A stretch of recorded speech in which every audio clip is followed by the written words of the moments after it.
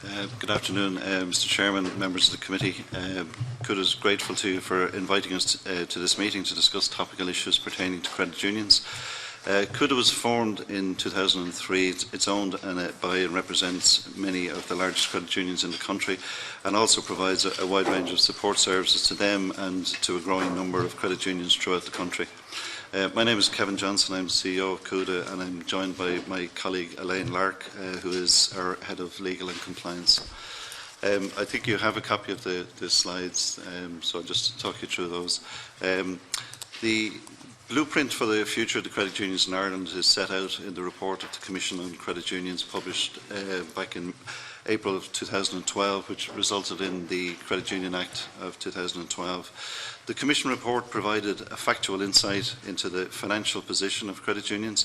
It looked at international best practice and presented its views on where the credit union movement in Ireland should be headed. It went on to make proposals for stabilising and restructuring the sector and for strengthening the legislative and regulatory frameworks, including an improved governance regime. We are now on the final stage of implementation of that Act, which should see the introduction of a tiered regulatory framework. Unfortunately, we are not getting that, and this deviation has the potential to place the credit union movement in jeopardy.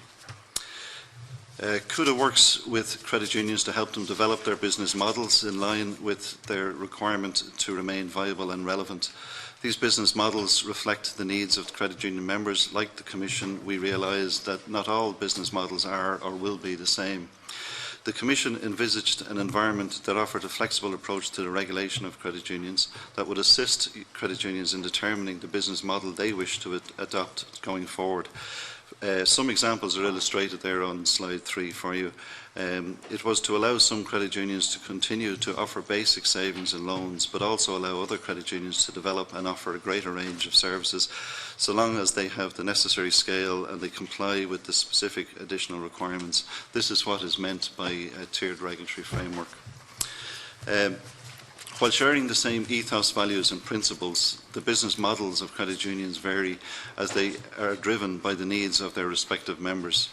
And slide 4 demonstrates the breadth of needs that exist, and these can be categorised across personal, business and community needs.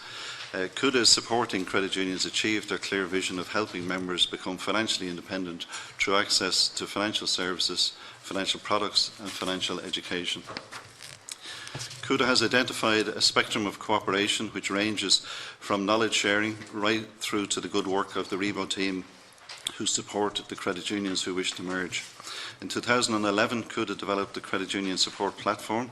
Building on that success, CUDA introduced a shared compliance and risk management officer service, and now a series of exciting and innovative projects are ongoing under the auspices of the Solution Centre.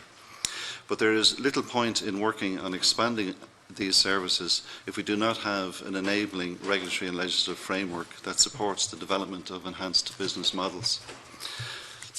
Credit unions have taken on significant change, and the quid pro quo was there would be a tiered regulatory system.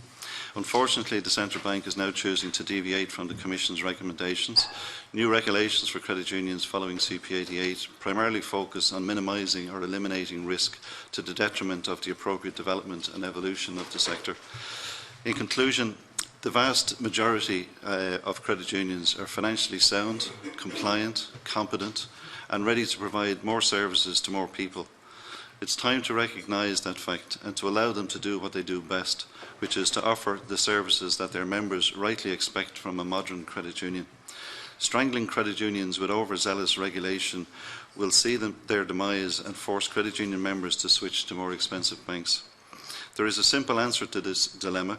Before Minister Noonan allows further rules come into effect by commencing the remaining sections of the 2012 Act, he should conduct a review on how the Commission's recommendations are being implemented and whether the legislation and regulations reflect the current needs of credit union members. This will afford the opportunity to ensure that there are no unintended consequences and that all the good work of all the stakeholders is not unravelled. Thank you, Chairman. Thank you.